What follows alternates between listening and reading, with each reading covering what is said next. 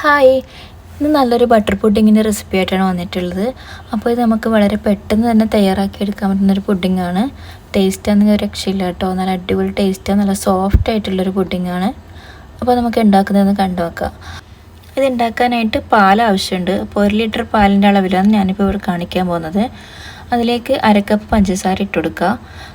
പിന്നെ contents milk ഉണ്ടെങ്കിൽ അതും കൂടി ചേർത്ത് കൊടുക്കുക. അതിൻ്റെ ടേസ്റ്റും കൂടെ ആകുമ്പോൾ നല്ലൊരു ടേസ്റ്റ് ഉണ്ടാവും. അപ്പോൾ അതില്ലാത്തവർ അതിൻ്റെ പകരം പഞ്ചസാരൻ്റെ അളവ് കൂട്ടിക്കൊടുത്താൽ മതി. ഇപ്പോൾ ഈ പാൽ ഏകദേശം ചൂടായി വന്നിട്ടുണ്ട്. അപ്പോൾ അതിലേക്ക് ഒരു 100 ഗ്രാം അളവിൽ ഉപ്പില്ലാത്ത ബട്ടറും കൂടി ചേർത്ത് കൊടുക്കുക. ആ പാലിൻ്റെ ചൂട് കൊണ്ടത് നല്ലപോലെ മെൽട്ടായി കിട്ടും. അപ്പോൾ ഈ സമയത്ത് തീയൊന്ന് കുറച്ച് വെച്ചതിന് ശേഷം നമുക്ക് കസ്റ്റാർഡ് പൊടി ഒന്ന് മിക്സാക്കിയിട്ട് വയ്ക്കാനുണ്ട്. അപ്പോൾ 4 ടേബിൾ സ്പൂൺ കസ്റ്റാർഡ് പൗഡർ എടുത്തിട്ടുണ്ട്. അതിലേക്ക് ഒരു 1/4 കപ്പ് അളവിൽ വെള്ളം ഒഴിച്ചെടുത്തിട്ട് നല്ലപോലെ മിക്സാക്കി കൊടുക്കുക.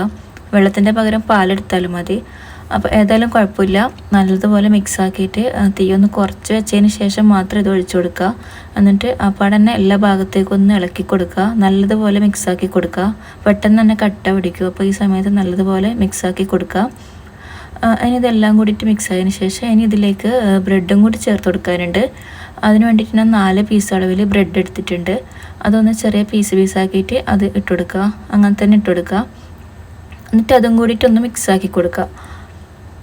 ഇനി ഇതിലേക്ക് ലാസ്റ്റ് മധുരം ബാലൻസ് ചെയ്യാൻ വേണ്ടിയിട്ട് ഒരു 1/4 ടീസ്പൂൺ അളവിൽ ഉപ്പും കൂടി ചേർത്ത് കൊടുക്കുന്നുണ്ട്.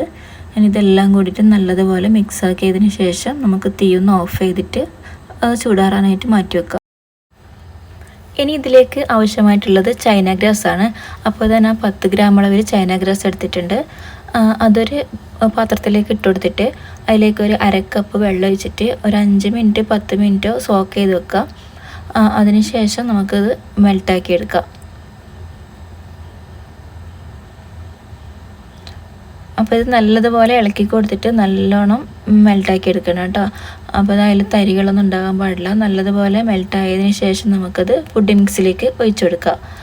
അത് ഒഴിച്ചു കൊടുത്തിട്ട് എല്ലാ ഭാഗത്തേക്കൊന്ന് മിക്സാക്കിയതിന് ശേഷം ചൂടാറാൻ വെക്കുക. ചൂടാറിയതിന് ശേഷം നമുക്ക് മിക്സിയിൽ അടിച്ചെടുക്കേണ്ടത്. അപ്പോൾ ഇതൊരു അരമണിക്കൂറിന് ശേഷം നന്നായിട്ട് തണുത്ത് വന്നിട്ടുണ്ട്. ഇനി നമ്മൾ മിക്സിയുടെ ജാറിലേക്ക് മാറ്റി കൊടുത്തിട്ട് നല്ലതുപോലെ അടിച്ചെടുക്കുക കേട്ടോ. നല്ലോണം അടിച്ചെടുക്കുക. നല്ല ഒട്ടും തരിയൊന്നും ഇല്ലാതെ കട്ടയൊന്നും ഇല്ലാതെ തന്നെ അടിച്ചെടുക്കുക. അപ്പോൾ ഇതാ നല്ല ടേസ്റ്റി ആയിട്ടുള്ള സോഫ്റ്റ് ആയിട്ടുള്ള നല്ലൊരു ബട്ടർ പുഡിങ് തയ്യാറായിട്ടുണ്ട്.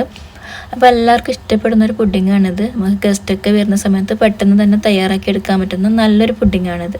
ഇനി ഇതിനെ ചെറുതായിട്ടൊന്ന് ഡെക്കറേറ്റ് ചെയ്തെടുക്കുന്നുണ്ട്. അപ്പോൾ ഇതിൻ്റെ ഒന്നും ആവശ്യമില്ല, എന്നാലും ചെറിയൊരു ഭംഗിക്ക് വേണ്ടി ചെയ്യുന്നതാണ്. ഞാനിവിടെ വൈറ്റ് ചോക്ലേറ്റ് ചിപ്സും ഡാർക്ക് ചോക്ലേറ്റ് ചിപ്സും കൂടി മിക്സ് ചെയ്തിട്ടാണ് ഇട്ട് കൊടുക്കുന്നത്. അപ്പോൾ നിങ്ങൾക്ക് ഇഷ്ടമുള്ളതുപോലെ ഇങ്ങനെ ചെയ്ത് കൊടുക്കുക. അപ്പോൾ ഇതുവരെയും ബട്ടർ പുഡിങ് ഉണ്ടാക്കി നോക്കാത്തവരാണെങ്കിൽ ഒന്ന് ഉണ്ടാക്കി നോക്കണേ. എന്തായാലും എല്ലാവർക്കും ഇഷ്ടപ്പെടുന്നൊരു പുഡിങ്ങാണ്. അപ്പോൾ ഇതിൻ്റെ ടേസ്റ്റ് നല്ലൊരു ടേസ്റ്റാണ് കേട്ടോ ഇതിന്. അപ്പോൾ വീഡിയോ ഇഷ്ടമായാൽ ഒന്ന് ലൈക്ക് ചെയ്യുക. അതേപോലെ തന്നെ നിങ്ങളെ ഫ്രണ്ട്സിനൊക്കെ ഒന്ന് ഷെയർ ചെയ്ത് കൊടുക്കുക. നമ്മുടെ ചാനൽ ആദ്യമായിട്ട് കാണുന്നവരാണെങ്കിൽ ഒന്ന് സബ്സ്ക്രൈബ് ചെയ്ത് സപ്പോർട്ട് ചെയ്യാം. നല്ലൊരു വീഡിയോയുമായി വീണ്ടും കാണാം.